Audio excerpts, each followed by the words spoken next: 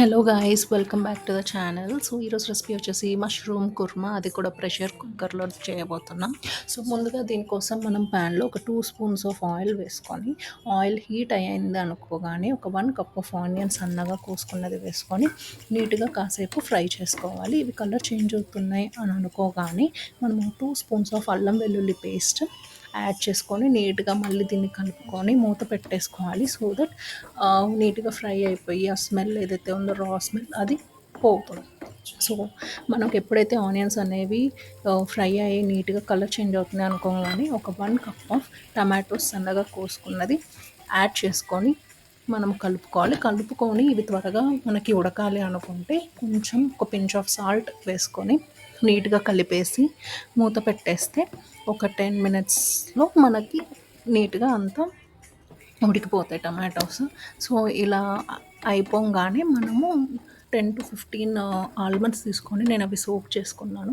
మీకు సోక్ చేసుకోవడానికి టైం లేకపోతే కనుక హాట్ వాటర్ వేసుకుంటే కనుక నీట్గా పీల్ చేసేసుకోవచ్చు. సో ఇక 10 to 15 వేసుకొని నేను నీట్గా కలుపుకున్నాను. అండ్ కలుపుకొని మనము స్టవ్ ఆఫ్ చేసేసి మిక్స్చర్ అంతా పేస్ట్ చేసి రెడీగా పెట్టుకోవాలి గ్రేవీ కోసం.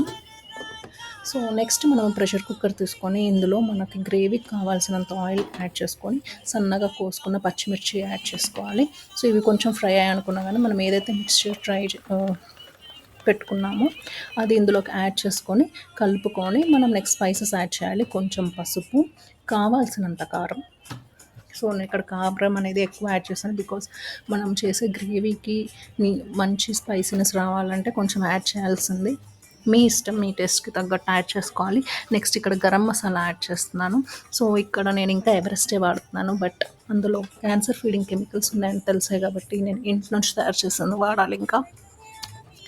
ఓకే, సో నెక్స్ట్ మనము ఈ మసాలాస్ అన్నీ వేసుకున్నాం కాబట్టి నీట్గా తిప్పుకోవాలి. సో ఈ గ్రేవీ అంతా నీట్గా అన్ని స్పైసెస్తో కలిసిపోయింది అనుకోగానే మనం మష్రూమ్ని నీట్గా కడుక్కొని, ఇక్కడ నేను బటన్ మష్రూమ్స్ వాడాను. సో అవి నీట్గా చిన్న చిన్న పీసెస్గా కట్ చేసుకొని ఇందులోకి యాడ్ చేయాలి. చూడడానికి చాలా ఎక్కువ వేసాను అనుకుంటారేమో, బట్ ఇవి ఉడకంగానే అందులో వాటర్ అంతా బయటకు వచ్చేసి చాలా చిన్నగా అయిపోయి గ్రేవీ అంత అసలు ఉందా లేదా అని కూడా తెలియనట్టు ఉంటుంది. అండ్ లాస్ట్లో మనము ఈ గ్రేవీకి తగ్గట్టు సాల్ట్ వేయాలి. సో నేను ఎప్పుడు సాల్ట్ లాస్ట్లోనే ప్రిఫర్ చేస్తాను, సో దట్ మన కర్రీకి మొత్తం అందులో ఉన్న వెజిటేబుల్స్ అన్నిటికీ సాల్ట్నెస్ అనేది తగలాలి కాబట్టి అన్యాయం జరగదు. సో నెక్స్ట్ ఇక్కడ మనము కుక్కర్కి మూత పెట్టేసుకొని ఒక 2 విజిల్స్ వచ్చే వరకు ఉంచి దాని తర్వాత ప్రెషర్ రిలీజ్ చేసేసి మూత తీయంగానే మనకి టేస్టీ గ్రేవీ రెడీ.